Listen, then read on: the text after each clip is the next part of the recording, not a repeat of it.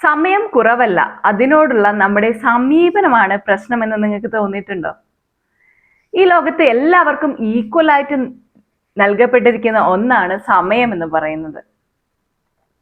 വിജയികൾ ആ 24 മണിക്കൂർ യൂസ് ചെയ്തിട്ട് വിജയം കൊയ്യുമ്പോൾ മറ്റു ചിലർ ഒന്നും ചെയ്യാതെ അതിനെ കളയുന്നു എന്നുള്ളതാണ്.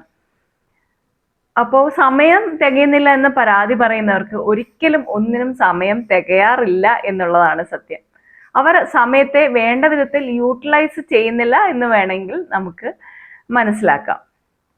അപ്പോൾ സമയം തികയുന്നില്ല എന്ന് തോന്നുന്നവർക്ക് ഒരു 3 രഹസ്യം പറഞ്ഞു തരട്ടെ. ആദ്യത്തേത്, നിങ്ങളുടെ പ്രയോറിറ്റി സെറ്റ് ചെയ്യുക എന്നുള്ളതാണ്. നിങ്ങൾക്ക് എന്തൊക്കെയാണ് ഇന്നത്തെ ദിവസത്തിൽ പ്രധാനമായിട്ട് ചെയ്യേണ്ട ഒരു 3 കാര്യങ്ങൾ, ഏറ്റവും പ്രധാനപ്പെട്ട കാര്യങ്ങൾ, അത് സെറ്റ് ചെയ്യുക.